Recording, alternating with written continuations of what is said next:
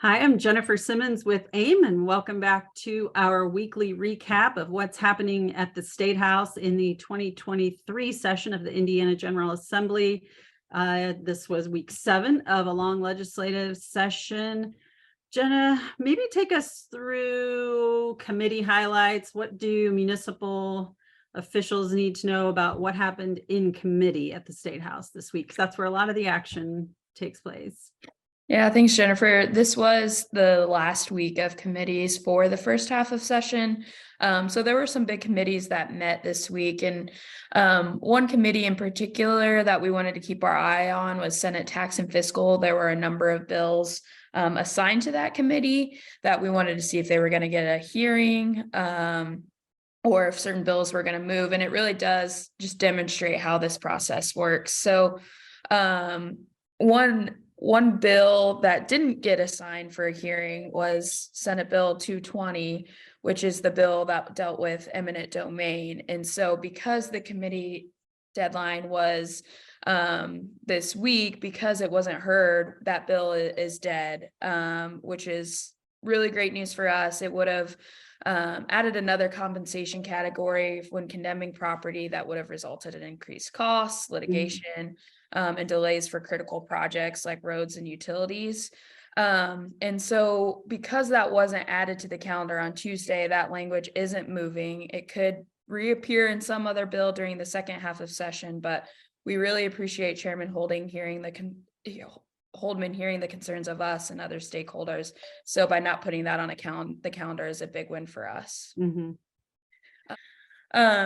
So another bill in Senate Tax and Fiscal that just demonstrates how this process works is Senate Bill 428, which originally dealt with food and beverage taxes for the city of Maryville. The city of Jasper is also interested in getting a food and beverage tax. So Senator Holdman had them come to Tax and Fiscal, present their case as to, why they needed the food and beverage tax, and their food and beverage tax was amended in to Senate Tax and Fiscal, which is good news for the city of Jasper.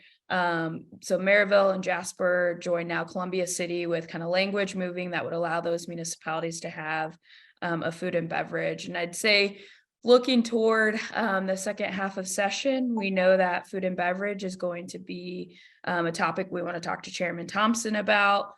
So while there's good language moving, there was kind of some negative language that moved during the first half that got sent to Ways and Means. So we'll have to be kind of having two conversations about why Senate Bill 37 could be a barrier for some of our communities who already have food and beverage or want one in the future.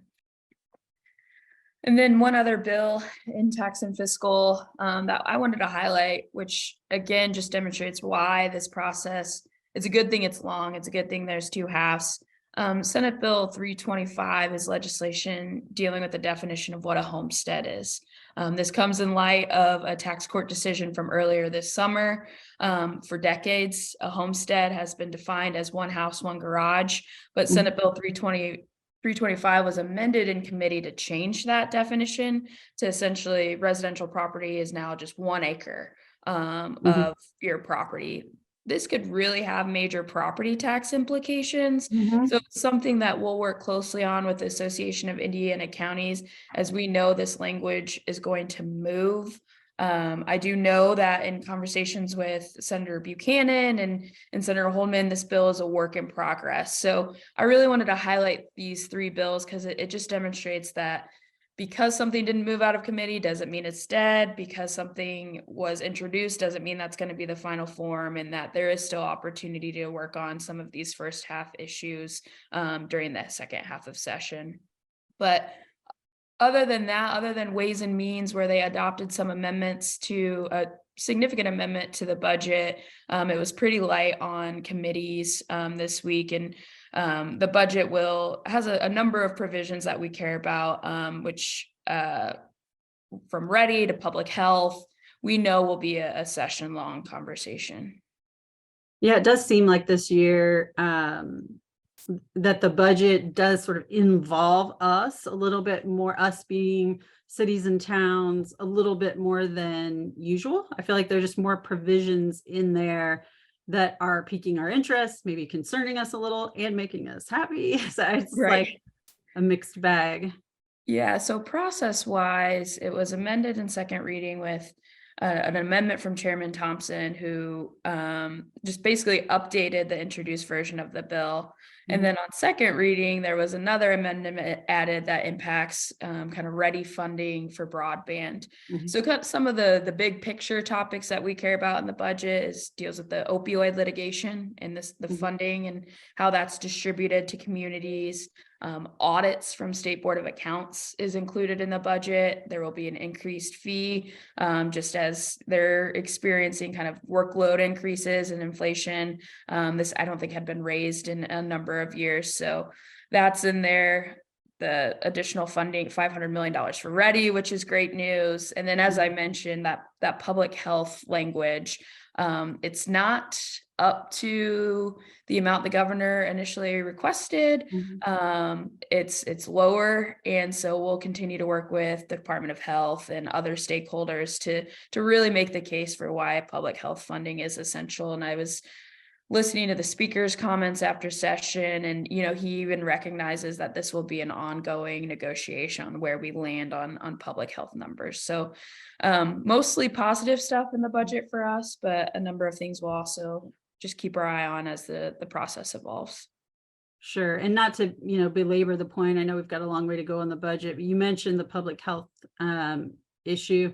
Did they correct sort of the language on how local departments will be able to raise those funds? Are they subject to the same levy restrictions as the other units?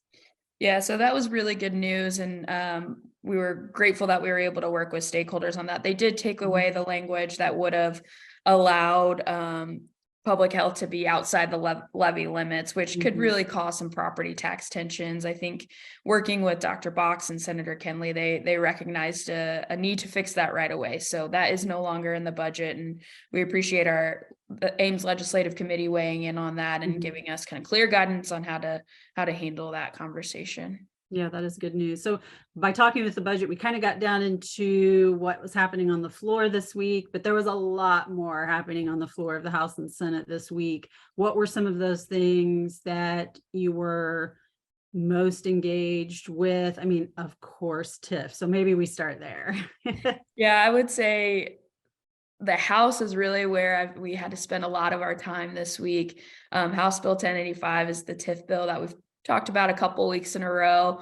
So it was on the third reading calendar early this week. We started to sense that there wasn't support for the bill within both caucuses. And something rare happened where the bill author took the bill back to second reading. And I think it was an effort to try to make the bill better. Um, Unfortunately for us, it still is a pass through. It still changes the makeup of the RDC. It did remove the school board voting RDC member, but would have made RDCs even now 2 and 2 between mayors and councils, which could result in some delays to critical economic development projects. So that amendment did pass on second reading.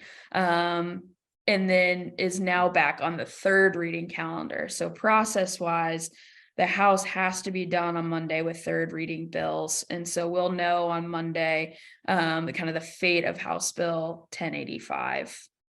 Yeah. Is there anything, I know there are other bills probably to talk about, but staying on that for a sec. Is there anything follow-up wise? We activated AIM members so much in the last couple of weeks on this bill, and it, like you were mentioning, it's been effective. We've been able to really make an impact and communicate with lawmakers in an impressive way. But what do we do from here? If that's up on third reading early next week, is there any additional work that AIM members can do? I'd say the most important thing is if your legislator is asking or indicates at all that this amendment that was taken on second reading makes the bill better, I'd just reiterate that it doesn't, that it is still problematic for how municipalities are able to run their RDCs. And so that's, I think, our message is this amendment didn't make it better. It didn't move us in our opposition to the bill, unfortunately. And so a no vote is still what we need. So again, if you haven't talked to your legislator since it was amended on, I think Tuesday or one Tuesday of this week, I'd recommend touching base and just reiterating a no vote is what we need on 1085. Yeah, and I think that says something, right? Like, so usually, and you've said it here in this video, that it's a long session. There's time to make things better. Let's not panic. We can work together. And then there are issues like this that come up, right? Where we hate to say it because we do try hard, AIM, our members, we try hard to work with legislators to make things better and not approach things with a you must vote no attitude. But then these bills come along that are so detrimental to municipal operations and our goals. We have to just say no. Right. I couldn't have said it better. I wish there was a path forward, but with so many of the guardrails that have been put in place around TIF in recent sessions or in sessions past, with whether it's the advisory member of the school board or the provisions about going to the council after you have revenues above 200%, like those types of things have been an active negotiation. And so unfortunately with this bill, it's just a bridge too far for municipal members. Yeah. Any other highlights from the floor this week? Yeah, other than the budget, the other kind of big picture item that we fully recognize is going to be a session-long conversation is House Bill 1499, the bill dealing with residential property taxes. It flew out of the House by a large margin, like 99-1, but really there are some problematic provisions in there, and so I think our message moving forward is, look, we need to take a step back and recognize that all of the levers in here might not necessarily address some of those hardest hit taxpayers, and recognizing that these are revenues for local units of government. So in particular, there's a provision dealing with the MLGQ, and that would have a long-term impact on local units of government's budgets.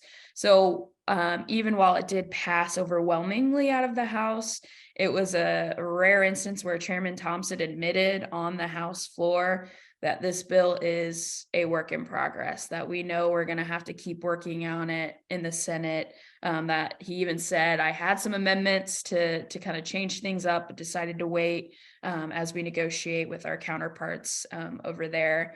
I will say that Speaker Houston is still really dug in on something needing to be done. His comments from the floor were that, well, we hope the Senate doesn't change it too much. So just wanted to kind of outline those dynamics, that the House is really still committed to doing something. But now our focus shifts to the Senate. And I think they've taken a more cautious approach to, we don't even know the scope of the perceived problem yet. So right, that's a great point. We just it is difficult to watch as lawmakers try to find a solution before we know the exact problem. I get it, we're not a full-time legislature, so sometimes you do have to plan ahead for things like that, and they certainly want to respond to constituent concerns. We represent the same constituents, so we want that too. We municipal officials, but it is difficult to watch that this, putting the cart before the horse a little bit. But it's a long thinking long term too. This still doesn't impact 2023 tax bills, and so I just think that will be an interesting dynamic that plays out with constituents who might see an increase to their bill this year, and potential legislation not impacting that. It's just something to keep our eye on, especially too for municipal members who are going to may have similar questions from their constituents. Right. Yeah. I think some of the points that we're making here about property taxes and the importance of municipal revenues, whether it's TIF, business personal property tax, residential property taxes. These are major issues that dominate your time at the State House and that of the entire AIM legislative team. But while we're focused on those major issues, there's still hundreds of bills that we're tracking that have like significant operational impact on municipalities. And some of those points Matt made in a column that we just wanted to highlight today. It's in the Indiana Capitol Chronicle. If you're not familiar with that, it's an independent news source, online news source that has really jumped out of the gate this session in providing great legislative coverage. It's indianacapitolchronicle.com. Matt's going to start having a regular column on there, and I would just really encourage AIM members to visit that site, read Matt's column, just to get a complete picture of what we're focused on at the State House right now. Jenna, anything to add on sort of that big picture mentality that you and your team have at the State House? Yeah, absolutely. I think even you alluded to it earlier. There's so many issues and bills that we have to weigh in on, from planning and zoning to annexation to, road infrastructure and rights of way and utilities. And so, but we always have to keep the big picture in mind. And so when we talk about the property tax bill or the budget bill, ensuring that local units of government have the resources and tools they need to deal with those kind of not smaller, but big things for municipal government is really, really important. And so that's why, like, just from a lobbying perspective, we can't always go scorched earth. We really do want to build bridges with lawmakers. And I think we've seen really a recognition from a lot of lawmakers on just the role municipal government plays in cultivating quality of place, attracting talent, and economic development as a whole. And so that's why our approach has to be measured. When we can compromise, we're going to compromise, but always with the mindset that if there is a really negative bill like 1085, sometimes we just have to say no. So that column really does a good job of highlighting, okay, here are the big picture things, and what we have to keep in mind at kind of every stage of the legislative process. Right. And it also kind of comes full circle to what you just mentioned, which is there is a recognition among lawmakers that we're seeing in the last few years. It's kind of an evolution that the important role cities and towns play in population growth, talent attraction, quality of place. I think there's a growing recognition that actions at the State House really do affect our ability to grow the state's economy. And while it's not perfect, there's still some things we're frustrated about. Seeing that recognition is really important and affirming to this approach we've had of building relationships, creating understanding, and partnership, working together. Yeah, really couldn't have said it better. And I think too, from the governor's office commitment to ready, seeing it in the budget, like you really are seeing it play out with specific policies at the State House that we shouldn't take for granted. Like that is really big news that they're asking for another $500 million for ready, with, really it's a testament to municipal county members working together to make the first round successful. But that's, a decade ago might have been a much harder sell to get this commitment to round 2 already, which is just a really positive thing. Yeah, that's a great segue. One way to continue your conversations with lawmakers is by attending the annual AIM Legislative Dinner in Indianapolis. This will be on March 8th. And if you haven't registered, you can do so by emailing Leslie Mosier, lmosier@aimindiana.org. We are getting close to capacity, but we can find you a space, but you need to email Leslie as soon as possible, lmosier@aimindiana.org.